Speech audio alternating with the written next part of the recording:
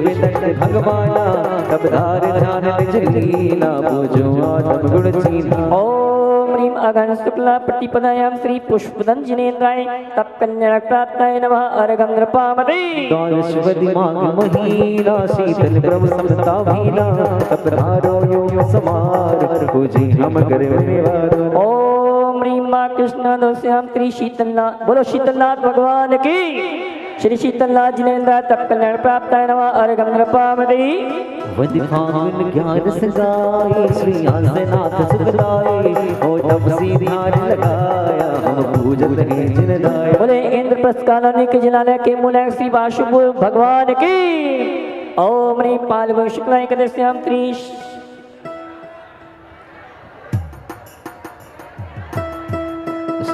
जी मैं भूल गया था। ओम ह्रीं फाल्गुन कृष्ण एकादश्याम श्री उनाथ जिनेन्द्र तप कल्याण प्राप्ताय नमः अर्घं नृपामते। सुधि मांग चौथ हितकारी श्री विमल सुदीक्षाधारी निज परिणति में न पाई नो पूज ध्यान लगाई। ओम ह्रीं बदि फाल्गुन चौदह स्वामी श्री वासुदेव शिवगामी तप सिंहो समता शाति हमको जदधार समाधि। सही ना, बहुत सुंदर। ओम ह्रीं फाल्गुन कृष्ण चतुर्दश्याम श्री वासुदेव जिनेन्द्राय तप कल्याण प्राप्ताय नमः अर्घं नृपामते। सुधि मांग चौथ हितकारी श्री विमल सुदीक्षाधारी निज परिणति में न पाई हम पूज ध्यान लगाई। ओम ह्रीं मां शुक्ला चतुर्थ्यां श्री विमलनाथ जिनेन्द्राय तप कल्याण प्राप्ताय नमः। बोलिए नार समरी सुहानी बन आई जिनते ज्ञानी तरसा माइक तब साधा पूजो अनंत हर बाधा। ओम ह्रीं ज्येष्ठ कृष्णादस्यां श्री अनंतनाथ जिनेन्द्राय नमः तप कल्याण प्राप्ताय नमः अर्घं नृपामते। तीर माघ महीना सिर धर में नाथ तब लीला वन में प्रभु ध्यान लगाया हम पूजत बने बधाया। बोलो जिनालय के मूल धर्मनाथ भगवान की। ओम ह्रीं मां शुक्ला त्रयोदश्यां श्री धर्मनाथ जिनेन्द्राय तप कल्याण प्राप्ताय नमः अर्घं नृपामते। चौदशवती में श्री शांति पधारे वन में कहाँ परिगृहित तब लीला पूजो आत्म रस लीला। ओम ह्रीं ज्येष्ठ कृष्ण चतुर्दश्यां श्री शांतिनाथ जिनेन्द्राय तप कल्याण प्राप्ताय नमः अर्घं नृपामते। श्री कुंद साधरस जाना पूजन से हो कल्याण। ओम ह्रीं वैशाख शुक्ला प्रतिपदायां श्री कुंतनाथ जिनेन्द्राय तप कल्याण प्राप्ताय नमः। एक साथ बोलेंगे अर्घं नृपामते। हंस लक्ष्मी गाई हरि नाथ छोड़ रह जाई तब की ना हो दिगंबर पूजे हम भावो कर। ओम ह्रीं अगन शुक्ल दशम्यां श्री हरिनाथ जिनेन्द्राय तप कल्याण प्राप्ताय नमः अर्घं नृपामते। बड़े बाबा पुण्य पुण्य बारे बड़े बाबा पुण्य पुण्य बारे मोरी नैया सवारे बड़े बाबा पुण्य पुण्य बारे मोरी नैया सवारे मोरी नैया सवारे मोरी नैया सवारे बड़े बाबा अरे बाबा पुण्य पुण्य वाले मोरी नैया सवारे। मल्लीनाथ भगवान। अगहन सिद्ध ज्ञान सकीना श्री कैसे लोट चीना श्री मल्लियती व्रतधारी पूजे जिस नाम प्रचार। ओम ह्रीं अगन शुक्ल एकादश्यां श्री मल्लीनाथ जिनेन्द्राय तप कल्याण प्राप्ताय नमः अर्घं नृपामते। शाकवती दशमी को मुनि सुव्रत धारा व्रत को समतारस में डोलाए हम पूजत ही सुख पाए। ओम ह्रीं वैशाख कृष्ण दशम्यां श्री मुनिषुरत्नाथ जिनेन्द्राय तप कल्याण प्राप्ताय नमः अर्घं नृपामते। दशमी आषाढ़वदी नमिनाथ हुई काकी मन में निज आत्म ध्याए हम पूजत ही सुख पाए। ओम ह्रीं आषाढ़ कृष्ण दशम्यां श्री नमिनाथ जिनेन्द्राय तप कल्याण प्राप्ताय नमः अर्घं नृपामते। छठ श्रावण शुक्लाई श्री देवीनाथ बन जाए नाथन पशु छुड़ाए धारा तब पूजो ध्याए। ओम ह्रीं श्रावण शुक्ला षष्टम्यां श्री नेमिराजिनेन्द्राय तप कल्याण प्राप्ताय नमः। अर्घ्य पावते लक्ष्मी पौषी एकादश श्यामा श्री पार्श्वनाथ बड़धामा अपने मन आसन ठाना हम पूजन श्री पदभाना। मैं निवेदन करना चाहूँगा सिविल ड्रेस वाले कोई भी मंच पर ना आए। निवेदन करना चाहूँगा सिविल ड्रेस वाले कोई भी मंच पर ना आए प्लीज। बाबा जी पहुँचो ना उधर, इतने इतने पहुँचाओ रैंप में पहुँच जाओ तो चढ़ा दो। ओ अच्छा कोई दिक्कत नहीं। भोजनशाला से खबर आई भोजन प्रारंभ हो गया है ऐसा। सुने मन ने कान वचन का ये मन गुप्ती को नित्य धारे धर्म ध्यान से याद अपना विचारे तेरे सामे बाबा मेरे लीने निज में सुचारी तेरे से तेरे शुद्ध मन ऋषभ आदि श्री वीर 24 दिनेशा बड़े वीर छत्री गुणी ज्ञानेशा खड़ग ध्यान आत्म बल मोहनाशा दे हम से सातम प्रकाशा। धन्य साधु समगुणे नरेश हे परि से धीर पूजत मंगल हो महाटले जगत जपीर। ओम ह्रीं क्लीं शिवादि वीरां चतुर्विंशति जिनेन्द्रिभ्यो तप कल्याण प्राप्ते भ्यो जय माला जय माला जय माला जय माला जय माला पुनर्गम पावते। हो शुद्ध निराकुल सिद्धो संभव लोके हमारा बादशाह विपरांगर रेश लगे पीछे आते शिव पद को पाया न।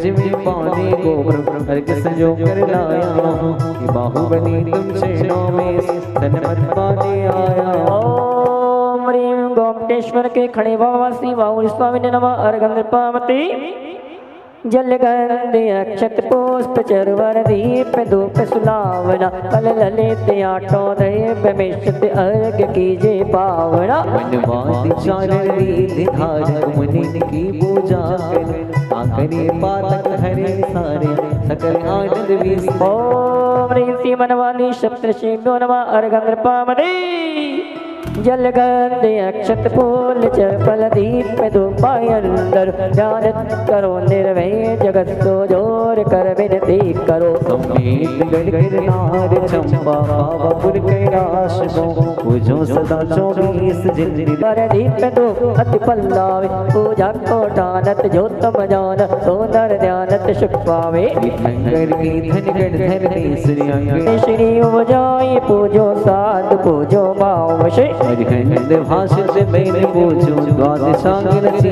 गनी पूजो दिगंबर गुरु चरश हेत समाशा हरि सर्वज्ञ वासित धर्म दशमी दया में पूजो सदा जज भाव बिना सोडश रत्ना तेजा बिना शिव नहीं करा। त्रिलोक के कृत्य कृत्य चेत चेताले जजो मन मीन नंदीश्वर जिनाले दीप धूप मल्लाए सर्व पूज पद पूजो मौ विधि भक्ति बढ़ाए।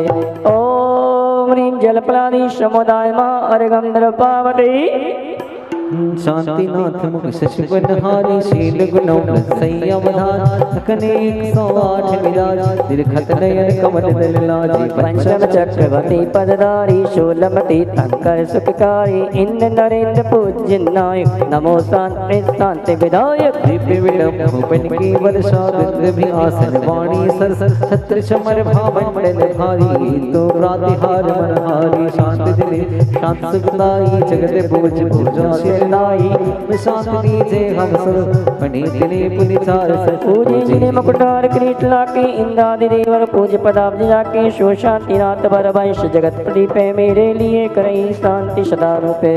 पूजकों को प्रतिपालकों को यतीनको को यतिनायकों को राजा प्रजा राष्ट्र स्वदेश को ले कीजे सुखी ही शांति को दे होवे सारी प्रजा को सुख बलियत हो धर्मधारी नरेशा होवे वर्षा समय पे दिल भर ना रहे व्याधियों का देशा होवे चोरी न जारी सुसमय बरते हो न दुष्काल मारी सारे ही देश धारे जिनवर वृष को जो सदा सौख्यकारी घात करो जिन नाश करे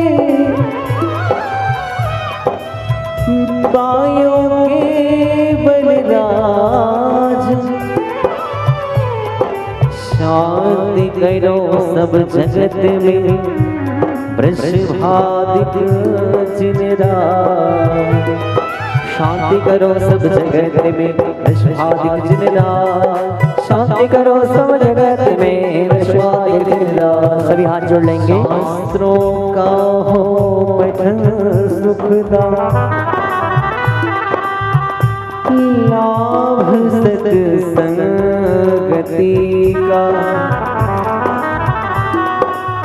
सिद्ध वृत्तों का सुजस कहे दोष भागो सभी का बोल प्यारे बचन हित के आपका रूप ध्यान दोनों से ऊंचे जिनके मोक्ष जो लो न पाओ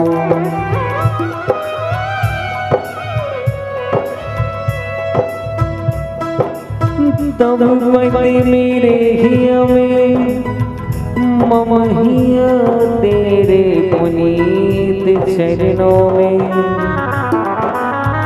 तब लो लीन रहो प्रभु जब लो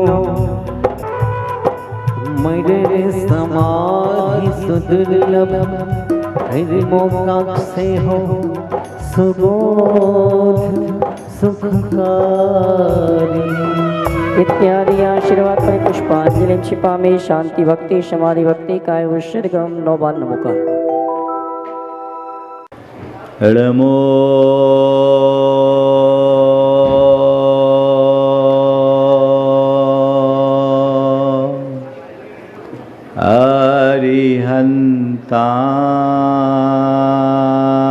अरिहन्ताणम्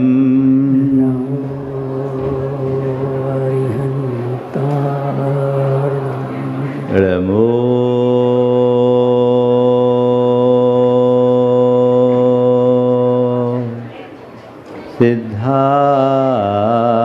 सिद्धाणम् नमो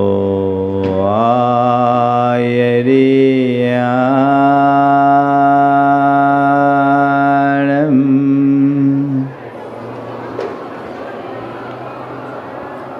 नमो उवध्याया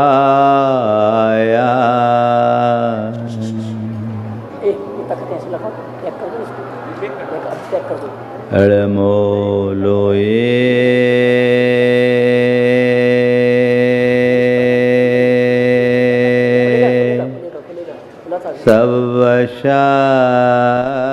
सर्वशाहुनम्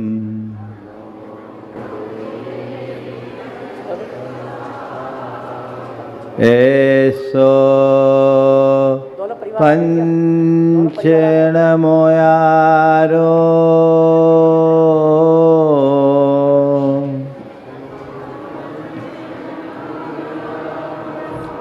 सर्वपावपणाशनो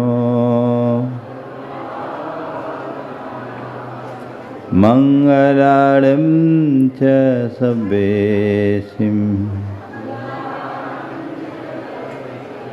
पढ़ेमं ओ मंगलम। जय बोलो देवादिदेव 1008 श्री भगवान महावीर स्वामी की जय जय जय। अहिंसा परमो धर्म की जय जय जय। परम पूज आचार्य गुरुवर श्री विद्यासागर जी महाराज की जय जय जय। आचार्य श्री समय सागर जी महाराज की जय जय जय। बोले परम पूज मुनिश्री प्रमाण सागर जी महाराज की, मुनिश्री संतान सागर जी महाराज की, नमोस्तु गुरुवर, नमोस्तु। ओम। बीच में नहीं। आज का दिन बड़ा महत्वपूर्ण दिन है। भगवान दीक्षा लेकर ध्यान में निमग्न है, लेकिन अभी उनका ध्यान सफल नहीं हुआ और अभी हो भी नहीं सकता, क्योंकि तीर्थंकर भगवंतों का ध्यान तभी सफल होता है जब वह किसी गृहस्थ का जीवन सफल करते हैं। भगवान ने दीक्षा ली, अभी वे तप में निरत है। अभी आप सब ऋषभदेव भगवान की आहारचर्या देखेंगे। 24 के 24 तीर्थंकरों ने दीक्षा लेने के उपरांत आहार ग्रहण करके ही मुक्ति पाई है। सामान्य मुनिराज बिना आहार के केवल ज्ञान पा लिए, लेकिन तीर्थंकर भगवंतों के साथ ऐसा नहीं हो सका। क्यों? तीर्थंकर धर्म तीर्थ की प्रवृत्ति करते हैं, लेकिन धर्म तीर्थ की प्रवृत्ति से पूर्व दान तीर्थ की प्रवृत्ति जरूरी है, क्योंकि जब तक दान नहीं तब तक धर्म नहीं। हम भगवान ऋषभदेव के काल की बात करें तो ऋषभदेव भगवान ने 6 महीने का तो उपवास किया, उसके बाद 6 महीने से ज़्यादा चैतवदी नवमी से बैसाख सुदी 30 तक, द्वितीया तक कितने दिन हुए? 1 महीना और लगभग 7 महीने 11 दिन, जितने दिन हिसाब लगा लेना। रोज आप लोगों के बीच आए, पर उन्हें आहार नहीं मिला। क्यों नहीं मिला? क्या लोग देना नहीं चाहते थे? देना तो चाहते थे, पर देना नहीं जानते थे। कैसे दे वो नहीं जानते, और जब तक देना नहीं जानेंगे देंगे कैसे? लोग तो भगवान को अपनी निधियां सौंपना चाह रहे थे, निधियां दिखा रहे थे। भगवान को आपकी निधि से कोई प्रयोजन नहीं था, उन्हें तो अपनी विधि से मतलब था। आप निधि दिखा रहे थे, वो विधि देख रहे। 6 महीने से ज़्यादा रोज रोज आपके दरवाजे पर वे आए गुजरे, लेकिन ये सुयोग किसी को नहीं मिला। ये सौभाग्य प्राप्त हुआ किसको? राजा श्रेयांश और उसके बड़े भ्राता राजा सोम और राजा श्रेयांश को।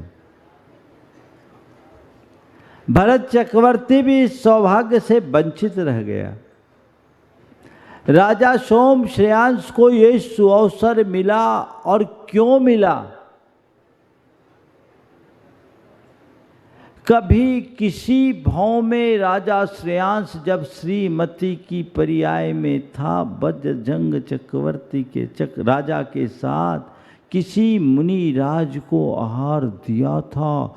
10 भाव पीछे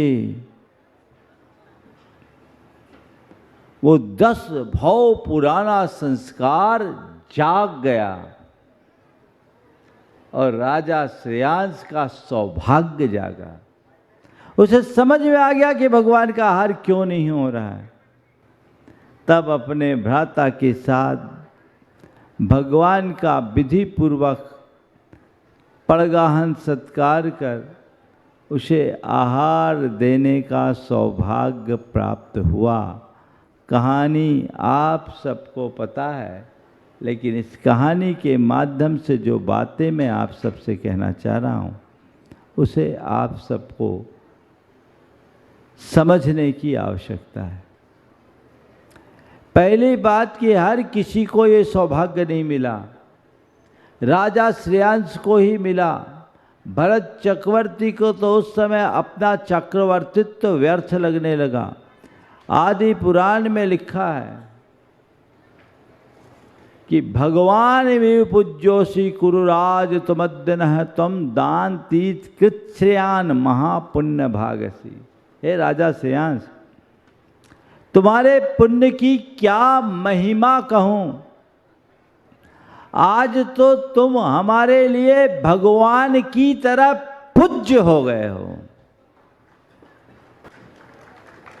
तुम दान तीर्थंकर हो, महापुण्य भागी हो।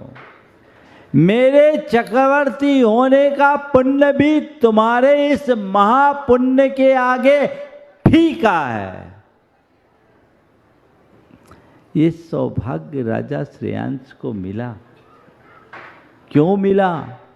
कभी उसने दान दिया था। इसका तात्पर्य कुल ये है कि शुद्ध मन से यदि कोई दान देता है तो उसका संस्कार भावांतरों तक बना रहता है। आज मैं आप लोगों से कुल इतनी ही बात कहना चाहूँगा कि भगवान के केवल ज्ञान के पूर्व उनका आहार होगा, वे अपनी आहारचर्या के लिए निकलेंगे।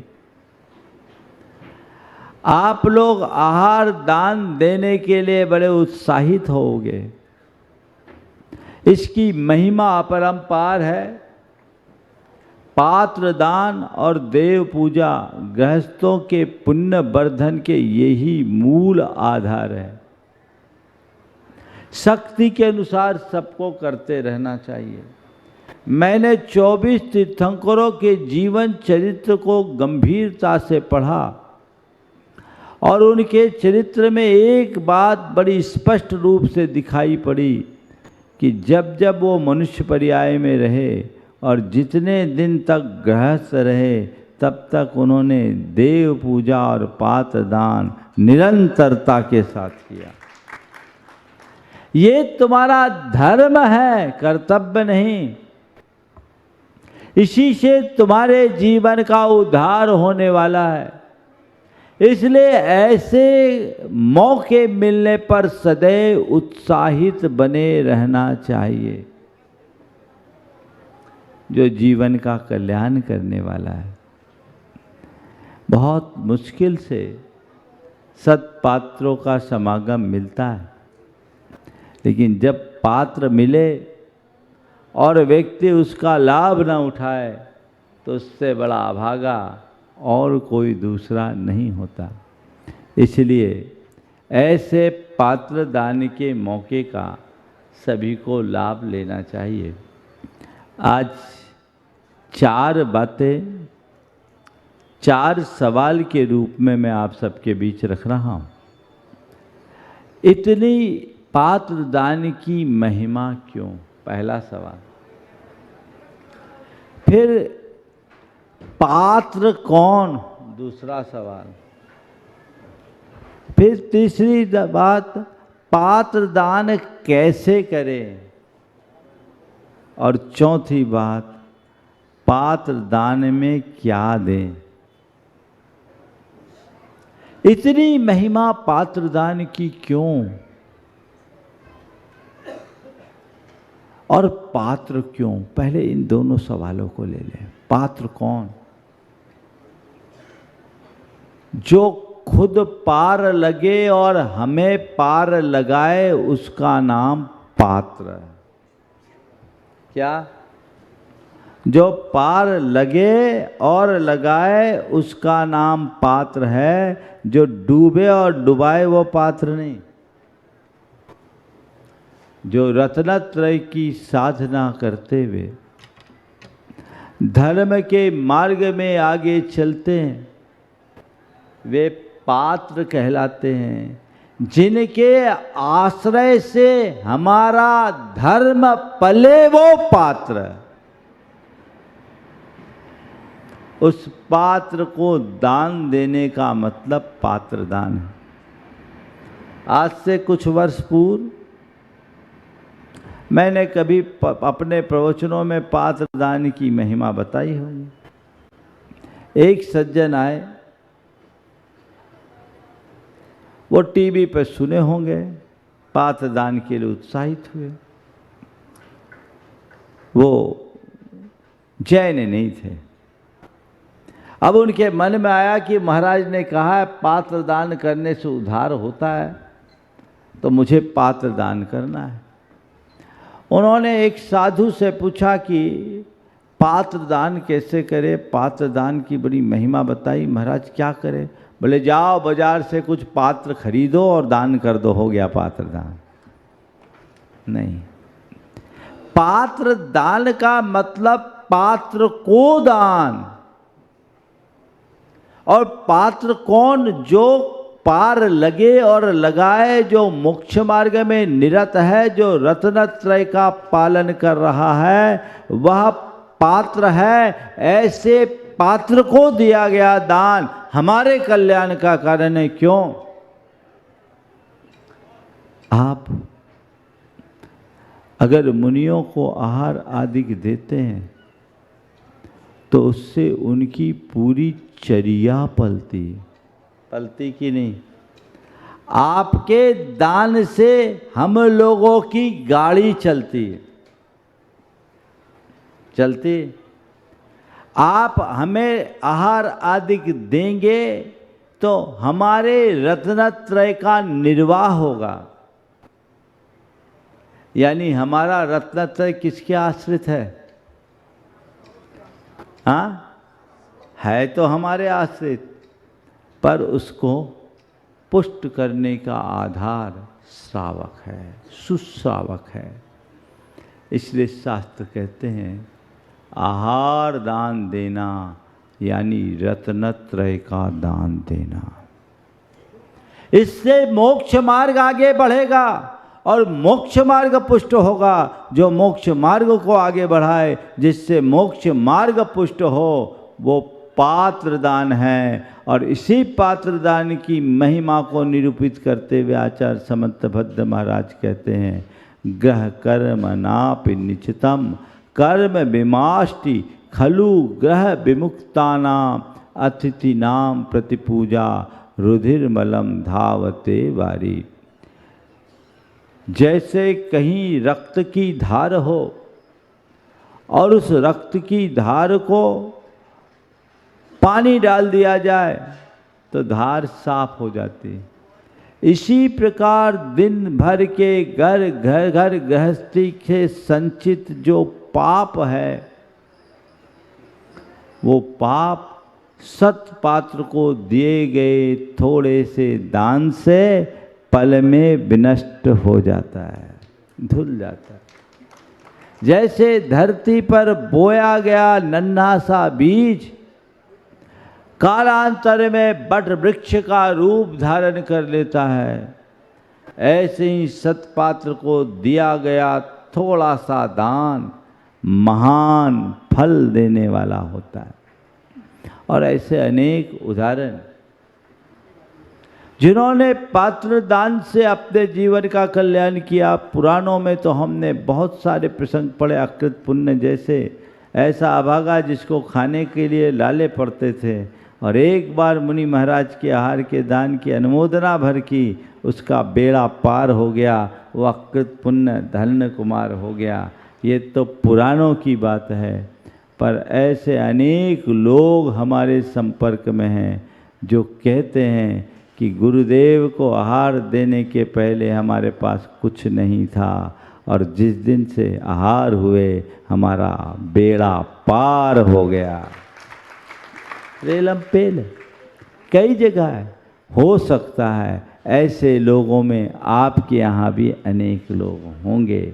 मैं ये नहीं कहता कि धन धान्य की समृद्धि के लिए सब काम करो, पर ये तय है, जो ऐसा काम करता है उसका पुण्य बढ़ता है, और जिसका पुण्य बढ़ता है वो सब चीज़ों से समृद्ध हो ही जाता है। ये महिमा है पात्र दान की, समझ गए? और इसलिए पात्र दान के लिए सदैव उत्साहित रहना चाहिए। पात्र को दान देने का मन बनाकर रखना चाहिए। लेकिन आजकल इसमें कई तरह की उदासीनता और विकृतियां आने लगी। आप लोगों का खान पान बदल गया और स्टाइल बदल गई, इसलिए आपने अब पात्र दान जो तुम्हारा धर्म था इसे व्यवस्था से जोड़ना शुरू कर दिया। ये व्यवस्था नहीं, ये तुम्हारा धर्म है, और धर्म को उसी रीति से पालना चाहिए जो आप भगवान की पूजा आदि में करते हैं। पात्र दान में आप क्या दें, ये तीसरा सवाल है। पात्र दान देना है, दान देना है, आहार दान देना, आहार दान देना, आहार दान देना, बहुत उत्साह रहता है, क्योंकि आहार दान की आप लोग महिमा भी बहुत सुन लिए। आहार दान में क्या दें? मैं ब्रह्मचारी था, गंज बासोदा की बात है, वहाँ का गजरथ होना था, और वो गजरथ शहर से बाहर 2-3 किलोमीटर आगे हो रहा था। पूरा संघ एक धर्म कांटे में रुका हुआ था, एक हॉल था, उसी में कनात से डिवाइडेशन कर रखा था। मैं दरवाजे पे खड़ा था, छोटा सा हॉल था 25-30 फीट का, दरवाजे पे खड़ा था। आचार्य महाराज सामने चौकी पे थे, 30 फीट दूर होंगे मुझसे, बल्कि और कम।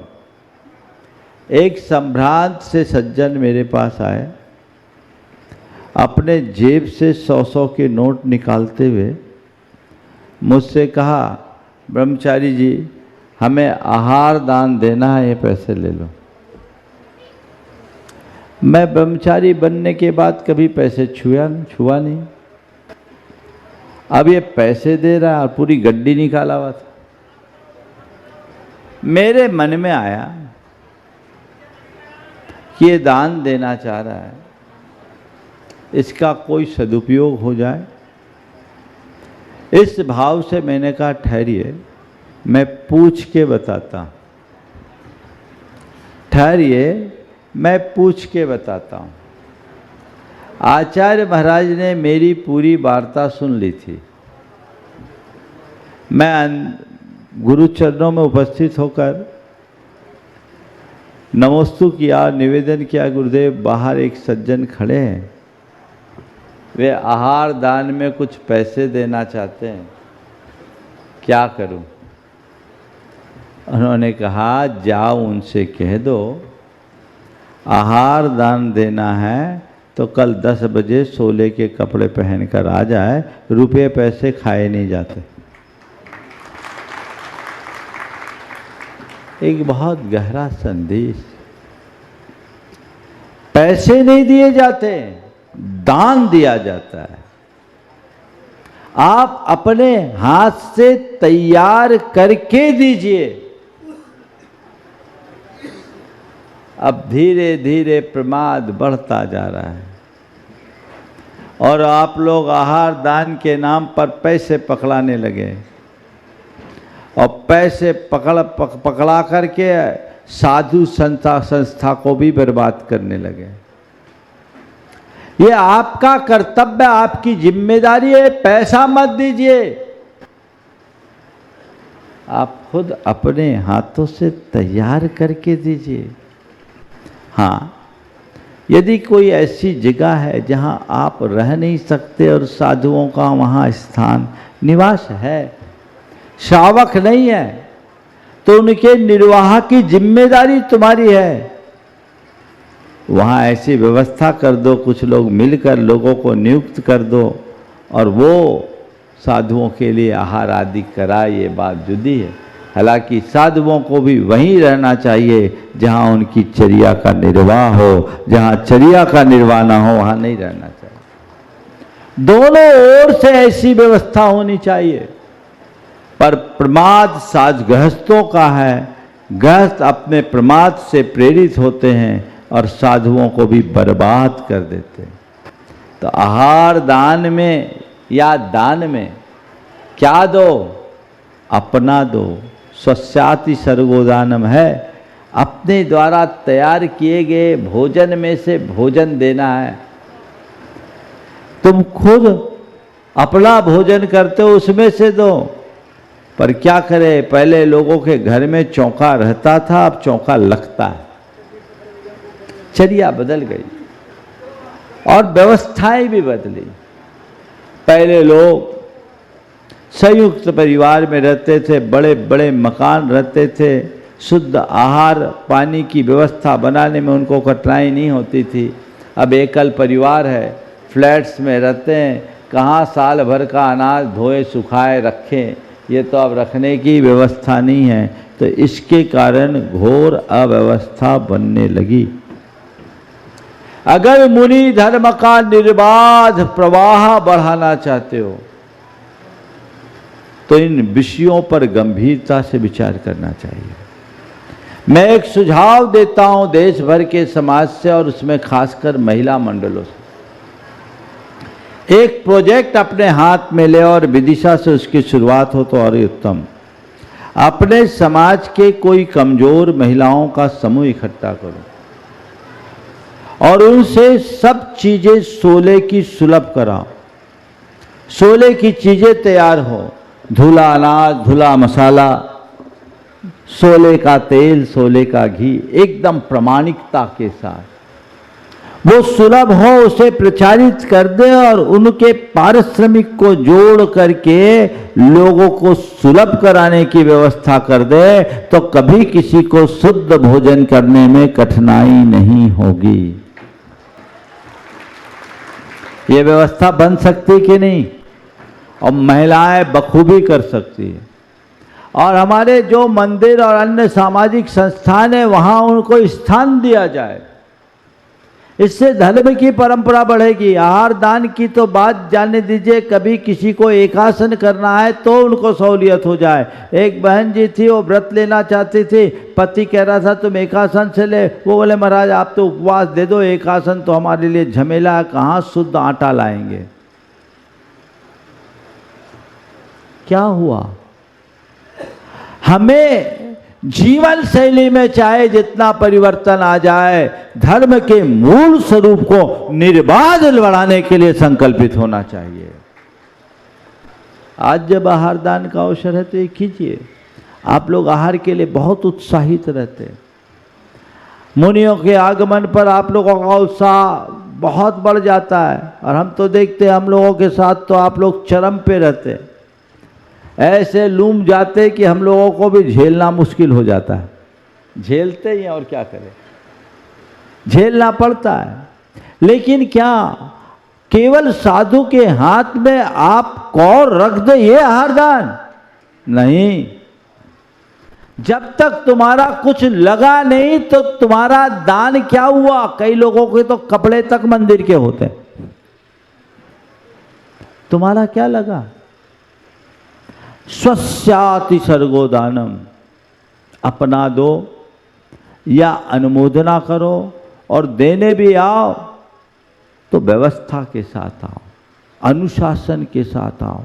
और आप लोग देना चाहते हैं, अच्छा है दीजिए, पर ये संकल्प अपने हृदय में जगाइए कि हम इस श्रमण परंपरा को निर्बाध आगे बढ़ाने के लिए संकल्पित होंगे और इसके लिए हम खुद शुद्ध भोजन तत्परता से करेंगे।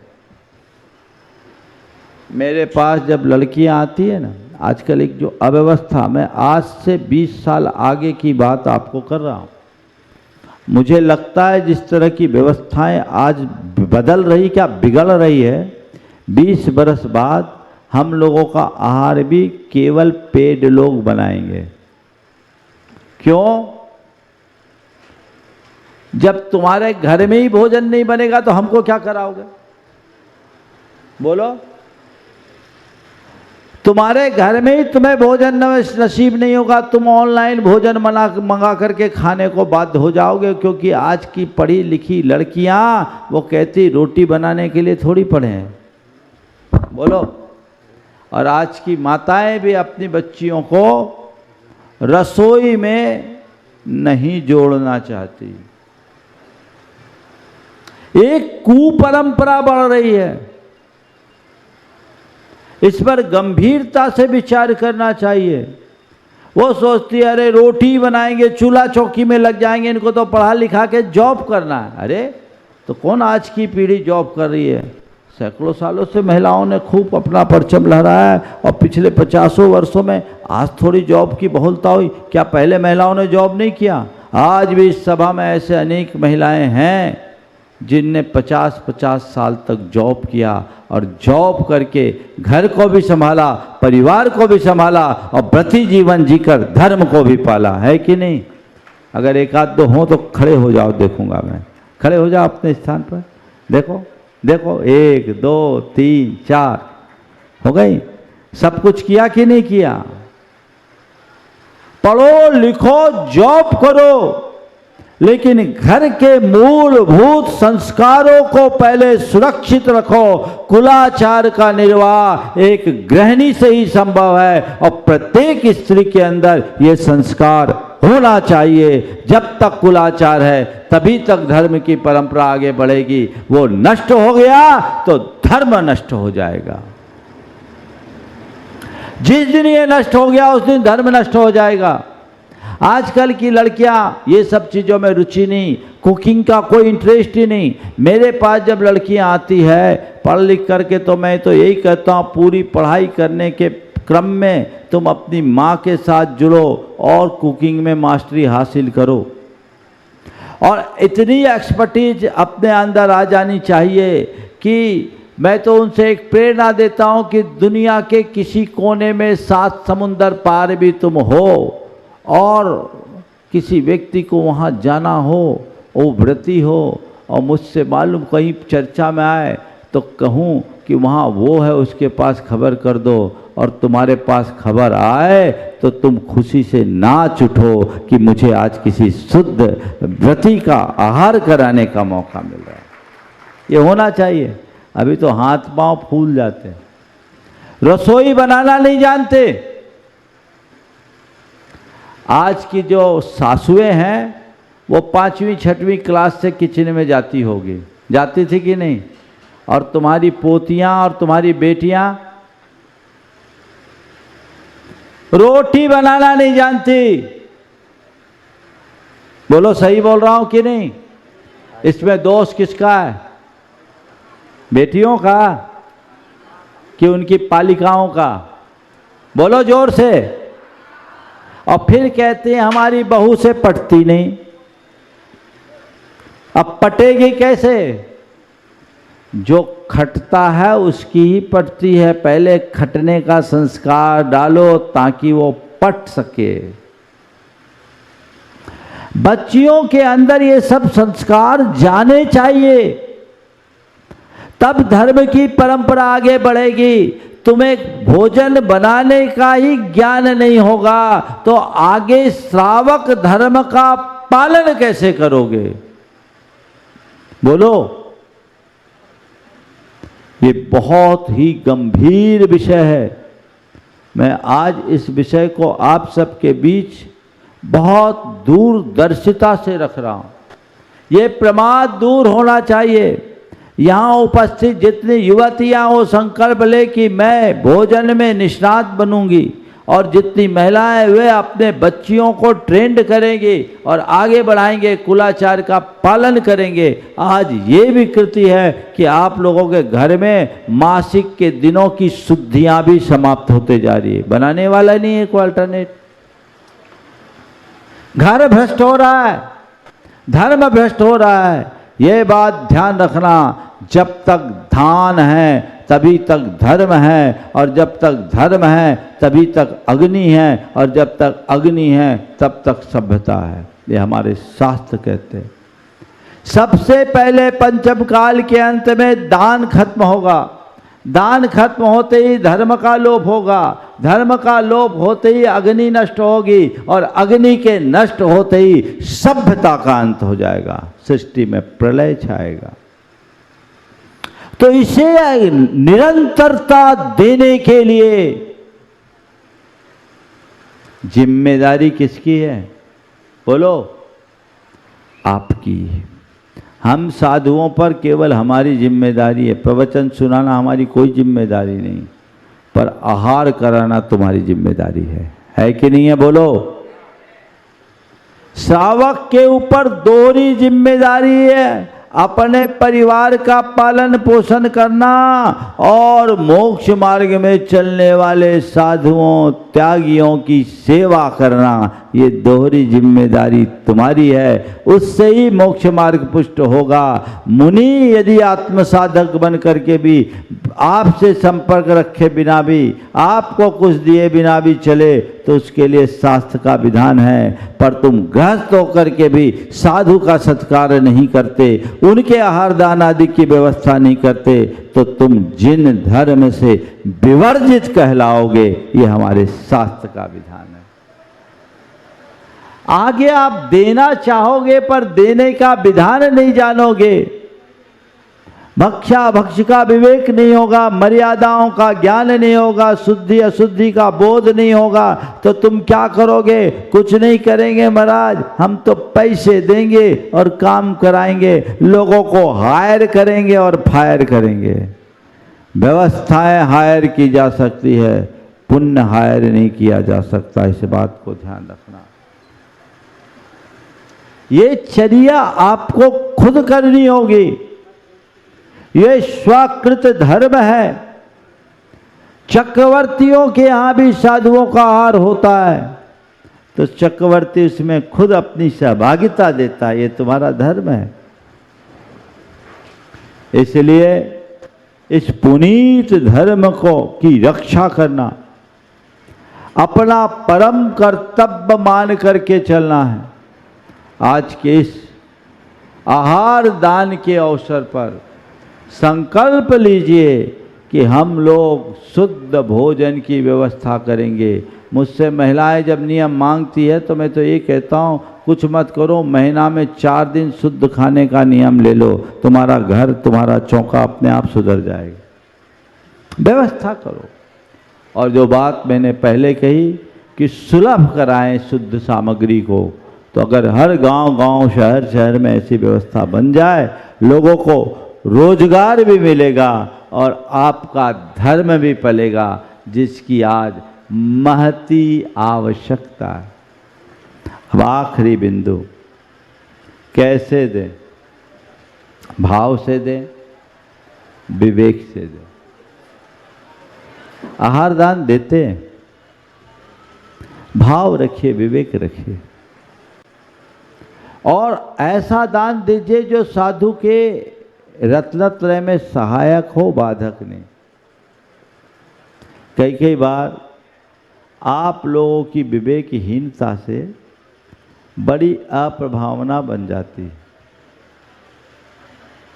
2 प्रसंग आपको सुनाता हूँ। सम्मेद शिखर जी में मैं पर्वत से नीचे उतर रहा था। महाराज जी ब्रह्मचारी थे, मेरे साथ थे। रास्ते में एक झोपड़ी में 2-3 लोग बैठे आपस में बात कर रहे थे, और बात करते हुए कह रहे थे कि एक महाराज 4 किलो लौकी खाता है। अब बोलो, हम लोग कान में बात आई, हंसी भी आई, पर उसका दोष कहाँ? वो जो सुनता वो बोलता है। तुम सवेरे से सब्जी बाजार में जाते हो, भैया अच्छी वाली दो, महाराज का चौका लगा है, महाराज के लिए चाहिए। अब बोलो, तुम तो ले आए 4 किलो, अब वो क्या सोचेगा, ये तो महाराज खाएगा, बाबा खाएगा। दूध लेने वालों के पास तुम दूध लेने गए, भैया 4 लीटर दूध चाहिए, अच्छा दो, महाराज का चौका लगना है। अब कहेगा बाबा 4 लीटर दूध पिएगा। अब बोलो, विवेक का अभाव है कि नहीं? हाँ, छोटी बात है लेकिन गहरी है। यहां विवेक, उसको ये थोड़ी पता कि एक चौका में 40 जन खाने वाले हैं। पर तुम्हारे विवेक के अभाव में अप्रभावना होती है। इसी प्रकार जब आप लोग चौके में आहार देने जाते हो, आजू बाजू में तो थालियां ले लेके जाते हो। साधु आपका एक दाना भी न ले, लेकिन थालियां भर भर जाए, और दूसरा आदमी जो जैन साधु की चर्या को नहीं जानता, वो क्या कहेगा? 50 आदमी अपनी अपनी थालियां भर के लेके गए, बाबा कितना खाता है? बोलो, प्रभावना होगी क्या अप्रभावना? क्यों ऐसा काम? विवेक के साथ कार्य करो, और साधु को जो दो उसमें भी विवेक। कई बार तो ऐसा अनुभव है। एक बार मेरे साथ ऐसा हुआ, पहले दिन का उपवास, दूसरे दिन का पहले ग्रास में अंतराय, और तीसरे दिन आहार को गया। गर्मी थी। पहले ग्रास में एक चमचा, जो बड़ा दाल वाला चमचा होता है ना, एक चमचा हरी मिर्च दे दिया। मैंने उसकी तरफ देखा, वो कहता और दूं? अब बोलो क्या करे? उन दिनों में हरी मिर्च लेता था। अब हरी मिर्च दिया, एक चमचा दे दिया। अब गुस्सा तो करना नहीं है, आता भी नहीं। अब दे तो दिया, मैं उसकी तरफ देख रहा, बोला और दूं? बोले भैया इतना ही ठीक है, ये झेल लेने दो। अब मैंने मन से कहा कि मिर्ची तुझे खाना है, खाओ। अब क्या करे, उतनी मिर्ची एक साथ खाने की तो बच की थी नहीं। और हमने उतनी मिर्ची को हर ग्रास में ले लेकर के केवल मिर्ची के साथ ग्रास खत्म किया, फिर पानी पिया। हो गई कहानी। इतनी मिर्ची कोई खाएगा, और वो भी उपवास, दो उपवास के बाद, तो पेट में जलन तो होनी है। जलन हुई। आचार्य महाराज को बताया अपनी कहानी, तो उनने पहली बात कही कि उस पर गुस्सा तो नहीं आया? बोले गुस्सा तो नहीं आया महाराज, हमने तो खा लिया। बोले तुम पास हो गए, लेकिन सावकों को विवेक रखना चाहिए, विवेक रखना चाहिए। तो तुम क्या कर रहे हो? वहां तो बस देना है।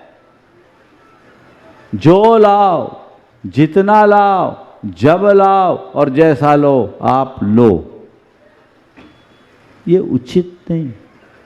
विवेक बुद्धि के साथ कार्य कीजिए। क्या देना, कब देना, कैसा देना, दाता के 7 गुणों में एक विवेक नाम का भी गुण है।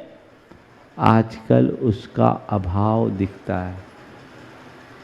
और विवेक के अभाव में क्या परिणाम निकलता है? जिनेंद्र वर्णी के मुख से मैंने एक कहानी सुनी, आज याद आ रही है, सुनाना चाहता हूँ।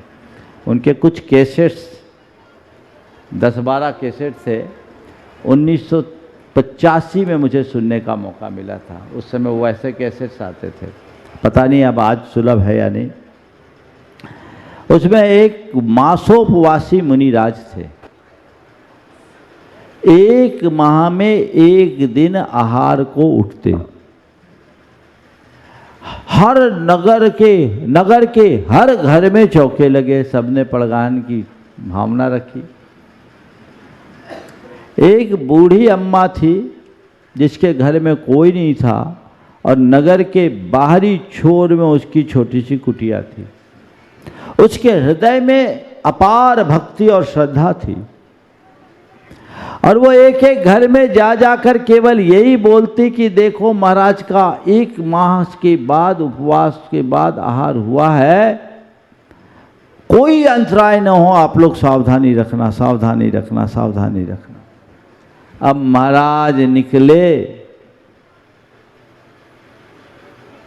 कहीं पड़गाहन नहीं हुआ, विधि नहीं मिली। पूरी बस्ती पार कर दिए, जब कहीं नहीं हुआ तो बुढ़िया एक जगह खड़े होकर हे स्वामी नमोस्तु नमोस्तु बोलने लगी। जो उनके पीछे चल रही थी वो खड़े हो गई अपने दरवाजे पर, और नमोस्तु नमोस्तु बोले, उसके भाग्य से महाराज भी वहीं खड़े हो गए। अब क्या करे, कुछ तो था नहीं उसके यहाँ, आहार देना है, क्या करे। उसके पास एक राई और पानी मिली हुई राई थी। अब जो था वही महाराज को दे दिया। महाराज महान थे और उसने निश्चल मन से दिया था। वो आहार लिया और कुल 4 अंजलि आहार लेके वह चले गए। 1 माह के बाद गांव भर के लोगों ने देखा महाराज ने क्या लिया आहार में। बोला अच्छा राई लिए, तो मतलब महाराज को राई पसंद है। ये तो आप लोगों का सिद्धांत है, कोई चीज़ 2 दिन ले लो तो तीसरे दिन वही आएगी और अगली सूचना तक वही आएगी, क्योंकि महाराज को वही पसंद है। अब महाराज को क्या पसंद है ये तो आपको पता नहीं, लेकिन ऐसा होता। अब अगली बार जब महाराज आए, सबने तय कर लिया महाराज को राई देना है। ज्ञानी लोग तो कम नहीं है हम लोगों के। और 1 माह के उपवास के बाद जब महाराज को वही राई का आहार किसी दूसरे ने दिया, महाराज का पेट उसके कारण आंतें फट गई, एसिड बन गया। श्रद्धा और के साथ यदि कोई कार्य होता है तो उसका परिणाम अलग होता है, लेकिन विवेकहीनता के साथ कोई कार्य किया जाता है तो महाभयानक हो जाता है। आपको विवेक का ध्यान रखना चाहिए। आहार देते समय अगर उस समय की वीडियो आप लोगों को दिखा दी जाए तो आपके विवेक का पर्दाफाश हो जाएगा। क्या हाल हो, कैसी धक्का मुक्की, कितना भ्रम। आपके मन में यही बात बैठ गई कि 1 ग्रास दे लिए सो हम तर गए। नहीं, विवेक रखिए। देने से बड़ा देने की अनुमोदना का फल मिल सकता है।